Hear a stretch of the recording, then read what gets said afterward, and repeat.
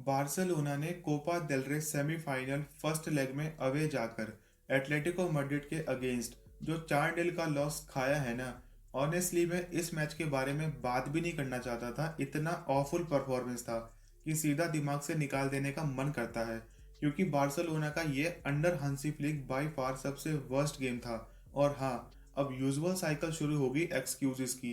Pitch खराब थी, referee खराब था, इंजरीज थी, वीएआर बायस्ड था। लेकिन ऑनेस्टली भाई, अब इन सब चीज़ों का कोई मतलब नहीं बनता, ये सब इरेलेवेंट है। परफॉर्मेंस सिंपली अनएक्सेप्टेबल थी। End of the story. Second leg अभी बाकी है और हाँ, बार्सिलोना और बार्सिलोना फैंस को बिलीफ होना चाहिए, उम्मीद रखनी चाहिए कि कैंप रू में कमबैक होगा। लेकिन भाई 4-0 की डिफीट, वो भी एटलेटिको जैसी डिसिप्लिन्ड, रूथलेस और टैक्टिकली इलाइट टीम के अगेंस्ट रिवर्स करना एक्सट्रीमली टफ है। देखो यार, सीधा बोलूंगा, डेल्यूजनल होने का कोई फायदा नहीं है। क्योंकि एटलेटिको की क्वालिटी आज क्रिस्टल क्लियर थी। सिमियोनी ने प्योर मास्टर क्लास दी है। मैं ओवर रिएक्ट नहीं कर रहा, बस रियलिटी बता रहा हूँ। क्योंकि अगर बार्सिलोना ऐसे ही खेलेगी तो डिसअपॉइंटमेंट होना ही है। और गुस्सा इसलिए ज़्यादा आ रहा है क्योंकि पेपर पे ये टीम काफ़ी बेटर है। स्क्वाड, क्वालिटी, टैलेंट सब है। फिर भी परफॉर्मेंस इतनी खराब थी कि लिटरली एक भी प्लेयर ऐसा नहीं लगा जिसे बोल सकूं हाँ भाई इसने फाइट की। और जब फर्स्ट हाफ ही 4-0 हो चुका था तो कोई एक्सक्यूज बनता ही नहीं। सच बोलूं तो बार्सिलोना लकी थी कि स्कोर लाइन 4-0 पर रुक गई। इस मैच की स्कोर लाइन 6 या 7 भी हो सकती थी। मुझे तो फर्स्ट हाफ देख के जेन्युइनली लगा जैसे टीम मेंटली, फिजिकली, टैक्टिकली हर लेवल पे कोलैप्स कर चुकी हो। क्योंकि ये मैच शुरू से ही टेरेबल था। एटलेटिको ने हाई प्रेशर डाला और बिल्कुल वही पैटर्न दिखा जो पिछले सीजन सेम स्टेज पे दिखाई दिया था जब बारसा अर्ली 2-0 डाउन हो गई थी। अर्ली ओनी जोआन गार्सिया ने जूलियानो के शॉट पे एक बिग सेव किया। जब फेरान टोरेस के केयरलेस टच से जो काउंटर का चांस बना, वहीं से वार्निंग साइंस मिल गए थे। नॉर्मली इस सीजन बार्सिलोना का पैटर्न रहा है, बार्सिलोना फर्स्ट हाफ स्ट्रगल करती है, सेकेंड हाफ में कंट्रोल ले लेती है। मुझे भी लगा था शायद टाइम के साथ सेटल हो जाएंगे, लेकिन यहाँ एग्जैक्ट अपोजिट हुआ। पहला गोल एक एब्सोल्यूट डिजास्टर था। एरिक गार्सिया का सिंपल बैक पास जो वो 100 टाइम्स कर चुका है, लेकिन जोआन गार्सिया का कंट्रोल स्लिप हो गया और बॉल सीधा गोल के अंदर। ये प्योरली गोलकीपर एरर था। 1-0 के बाद लगा शायद रिएक्शन आएगा, लेकिन वहां से बार्सिलोना का कंप्लीट मेंटल ब्रेकडाउन शुरू हो गया। लेकिन भाई, जो फुटबॉल उसके बाद दिखा वो किसी भी प्रोफेशनल टीम से एक्सपेक्ट नहीं किया जा सकता। सेकंड गोल बार्सिलोना की डिफेंडिंग का परफेक्ट एग्जांपल था कि कैसे डिफेंड नहीं करना चाहिए। कॉर्नर आता है और सबसे बेसिक चीज ही फेल हो जाती है। फर्स्ट मैन बीट नहीं होता, मतलब कॉर्नर ही प्रॉपरली क्लियर नहीं किया, उसके बाद मार्किंग कंप्लीटली गायब हो जाती है, कोई रेस्पॉन्सिबिलिटी नहीं रहती। बॉल बॉक्स के अंदर इधर उधर बाउंस होती रहती है और इसी कंफ्यूजन के बीच एंटनी ग्रिजमान बिल्कुल अकेला अनमार्क्ड खड़ा होता है। उसका फिनिश वर्ल्ड क्लास था, इसमें कोई डाउट नहीं है। लेकिन असली प्रॉब्लम ये फिनिश नहीं था। असली प्रॉब्लम ये है कि इतने बड़े प्लेयर को तुम फ्री छोड़ रहे हो, वो भी 6 यार्ड बॉक्स के अंदर। ये सिर्फ एक प्लेयर की गलती नहीं है, ये पूरे डिफेंसिव स्ट्रक्चर के फेलियर को दिखाता है।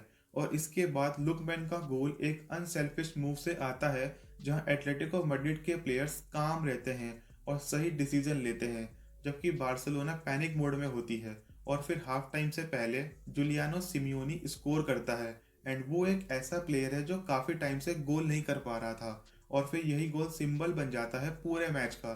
क्योंकि ऐसा लगता है जैसे हर एटलेटिको मैड्रिड के प्लेयर का कॉन्फिडेंस पीक पे चला गया हो। 4-0 एट हाफ टाइम। और ऑनेस्टली उस मोमेंट पे ही मैच प्रैक्टिकली खत्म हो चुका था। सेकेंड हाफ सिर्फ फॉर्मेलिटी लग रही थी। इस पॉइंट पे ये था कि मैच एटलेटिको के लिए कमिंग आउट पार्टी बन गया था। हर प्लेयर अपना बेस्ट वर्जन दिखा रहा था। और फिर फर्स्ट हाफ पे हांसी फ्लिक एक रेयर डिसीजन लेता है और कसाडो को निकाल के लेवेंडोस्की को लाता है। क्योंकि कसाडो की पासिंग और डिसीजन मेकिंग दोनों क्लियरली मैच के लेवल की लगी नहीं रही थी। सेकेंड हाफ की शुरुआत थोड़ी बेटर हुई। फरहान के थ्रू फर्मिन के लिए एक अच्छा चांस भी बना। लामिन यमाल के साथ कुछ मूवमेंट्स भी आए। लेकिन सच ये है कि डैमेज ऑलरेडी हो चुका था। क्योंकि जब तुम 4-0 डाउन हो और ओपोनेंट इतना कंफर्टेबल हो, तो मोमेंटम वापस लाना ऑलमोस्ट इम्पॉसिबल हो जाता है। फिर आता है वीएआर का ड्रामा। कुबारसी का एक गोल ऑफसाइड दे दिया गया, जहां वीएआर लाइंस बिल्कुल क्वेश्चनेबल लग रही थी।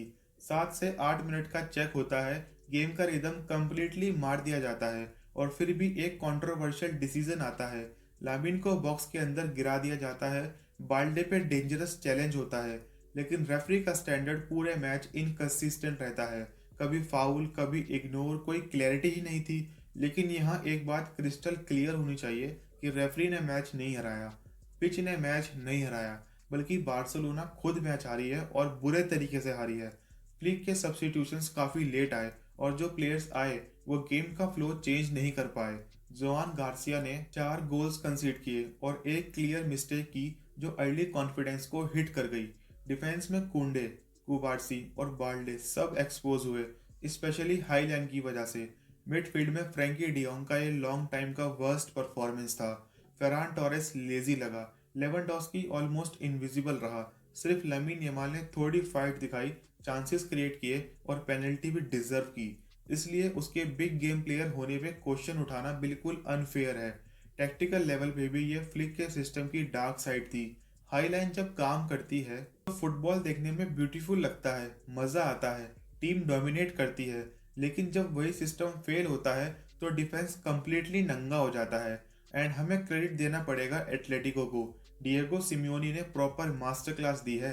एंड मुझे लगता है एटलेटिको मैड्रिड की बात करनी ज़रूरी है, क्योंकि यार ये यूरोप की सबसे कंफ्यूजिंग टीम्स में से एक है। ये क्लब लॉजिकली सेंस ही नहीं बनाता। एक ही वीक में रियल बेटिस को अवे 5-0 से हरा देते हैं और वीकेंड पे अपने ही स्टेडियम में उनसे 1-0 से हार जाते हैं। और लालिगा में पूरे सीजन क्रॉनिकली अंडर परफॉर्म करते हैं, पॉइंट्स ड्रॉप करते हैं। लेकिन जैसे ही सामने बार्सिलोना या रियल मैड्रिड आती है तो वही एटलेटिको सडनली यूरोप की सबसे डेंजरस टीम बन जाती है और फिर सीजन का सबसे बिगेस्ट डिफीट दे देती है। और अगर ओवरऑल देखा जाए तो 2021 के टाइटल के बाद से एटलेटिको मैड्रिड का ग्राफ नीचे ही गया है। फिर भी पैसा लगाया, स्क्वाड बनाया, लेकिन कंसिस्टेंसी कभी आई ही नहीं। सिमियोनी की टीम या तो बिल्कुल टेरेबल होती है या फिर एब्सोल्युटली एक्सेप्शनल। बीच का वर्जन ऑलमोस्ट एग्जिस्ट ही नहीं करता। और सैडली बार्सिलोना के अगेंस्ट उनका एक्सेप्शनल वर्जन आया, टैक्टिकल विंटेज एटलेटिको क्लासिक 4-4-2। उन्होंने लामिन यमाल का थ्रेट ऑलमोस्ट कंप्लीटली खत्म कर दिया था, जो आजकल काफ़ी रेयर होता जा रहा है। बार्सिलोना के हाई लाइन के पीछे के स्पेस को रिपीटेडली एक्सप्लॉइट किया गया। लुकमैन और जूलियन एल्वारेज ने वहां केओस क्रिएट कर दिया था। और भाई जूलियन एल्वारेज एटलेटिको के करंट एरा की पहचान है। वर्ल्ड कप विनर है, ट्रेबल विनर है, प्रीमियम स्ट्राइकर है और फिर भी 2 महीने बिना गोल के गुजर चुके थे। एंड मुझे लगता है इसी वजह से एटलेटिको को एनालाइज करना इतना टफ है। आज फिनोमिनल है, लेकिन संडे को पॉइंट्स ड्रॉप कर देंगे या चैंपियंस लीग से बाहर हो जाएंगे या फिर मार्च में कैंप न्यू पर रेमोंटाडा कर देंगे, वो भी पॉसिबल है। एटलेटिको के साथ लिटरली कुछ भी हो सकता है। फाइनली बार्सिलोना पे वापस आते हैं। रिकॉर्ड देखें तो 37 गेम्स में सिर्फ 6 लॉसेस। सरफेस पे सब ठीक लगता है, लेकिन अगर हम थोड़ा जूम इन करें तो इन 6 लॉसेस में से 5 डायरेक्टली हाईलाइन की वजह से आए हैं। और 3 मैचेस में टीम सिर्फ हारी नहीं है, बल्कि हर एस्पेक्ट में आउटप्लेड हुई है। एंड ये tactical Gamble already champions league में भारी पड़ चुका है और ऑलमोस्ट 1 साल बाद वही डेजा वू रिपीट हो रहा है। एंड ऑफ द डे ये लॉस डिजर्व्ड था और ये सिर्फ एक बुरा दिन नहीं था, ये एक पैटर्न को रिफ्लेक्ट करता है। बार्सिलोना इस सीजन इससे पहले भी पीएसजी, चेल्सी, सेविया जैसे मैचेस में ऐसे ही कोलैप्स कर चुकी है। पिच, वीएआर सब साइड इश्यूज हैं। कोर इशू ये है कि फ्लिक के सिस्टम का blueprint tactically smart teams crack कर चुकी हैं। जब तक प्लान बी नहीं आता, जब तक इन गेम एडजस्टमेंट्स नहीं होते, तब तक बार्सिलोना को यूरोप की टॉप टीम्स इसी तरह पेलती रहेंगी। और अब सेकंड लेग देखते हैं कि क्या होता है। तुम लोग भी कमेंट्स में अपने थॉट्स बताओ। तो बस यार, हो लिया मेरा। अब मिलते हैं नेक्स्ट वीडियो में। अंटिल नेक्स्ट टाइम, विस्का बारसा।